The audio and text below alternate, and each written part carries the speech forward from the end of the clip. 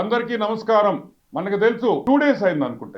Exactly around 48 hours. ఈ 2 days, ఈ 48 hours లో జగన్మోహన్ రెడ్డి దాడి గురించి మనం విన్నాం. బౌన్సింగ్ స్టోన్ అన్నారు, ఇప్పుడు కాదంటున్నారు. గ్రనైట్ పలక అన్నారు, కాదంటున్నారు. ఎయిర్ గన్ అన్నారు, కాదంటున్నారు. మరి దెబ్బ ఎట్ట తగిలింది? జగన్మోహన్ రెడ్డి కన్నుకి ఎలా దెబ్బ తగిలింది అనేది ఒక పెద్ద మిస్టరీ. ఎవరికి అర్థం కావటం లేదు. పోలీసు వాళ్ళే తల గోక్కొని ఏమీ అర్థం కాక ఈరోజు విజయవాడ సిపి టాటా గారు 2 లక్షల రూపాయల బహుమతి ఇస్తామని ఆయన ఒక ప్రకటన చేశారు. ఈ దాడి గురించి టాటా గారు, సిపి గారు ఎవ్వడు ప్రపంచంలో కూడా మీకు దాని గురించి ఏమీ చెప్పలేరని కూడా మనం చేస్తున్నా ఒక ఆనం వెంకటరమణారెడ్డి తప్పితే. ఈ ఆనం వెంకటరమణారెడ్డికి ఒక్కడికే తెలుసు ఆ దాడి ఎట్ట జరిగింది. ఇది దాడి మనుషులు చేసింది కాదు. ఈ దాడి మనుషులు చేసింది కాదు. ఈ దాడి ముమ్మాటికి చేసింది ఆత్మలే అని కూడా నేను మీకు అందరికీ మనవి చేస్తున్నా. నేను కూడా 2 రోజులుగా దీని గురించి ఆలోచించాను. వీడియోలు చూసి 100 సార్లు ఆ వీడియోలు చూశాను. నేను ఎక్కడ కూడా రాయి కానీ ఎలా దెబ్బ తగిలింది అనేది కూడా అర్థం కాదు, కానీ దెబ్బ తగిలింది. ఇవన్నీ ఆలోచించిన తర్వాత ఇది మనుషులు చేసిన దాడి కాదు, ఆత్మలు చేసిన దాడి అని మాత్రం మాకు అర్థమవుతా ఉంది. ఆత్మలంటే మీరు చేసిన పాపాలకి, మీరు చేసిన మర్డర్లకి చాలా ఆత్మలు ఉన్నాయి.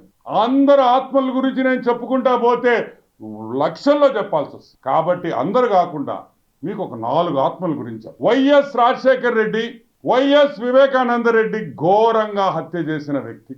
అమర్నాథ్ గౌడ్ చిన్న పిల్లోడు, 10వ క్లాస్ చదువుతున్న పిల్లోడిని దారుణంగా పెట్రోల్ పోసి తగలబెట్టి చంపేశారే.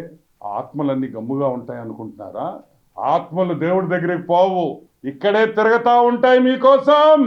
మిసభ అనే ఒక మైనారిటీ పాప, బంగారు తల్లి, 10వ క్లాస్ చదువుకునే బంగారు తల్లిని వేధించి ఊరేసుకునేటట్టు చేశారే. ఈ ఆత్మలన్నీ గమ్ముగా ఉంటాయా?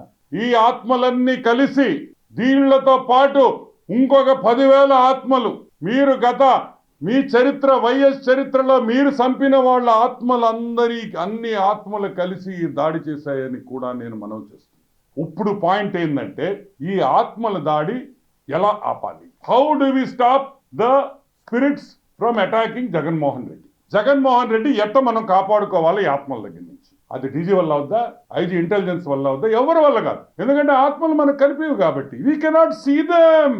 అవి కనిపివు, వీ కెనాట్ సీ దెమ్.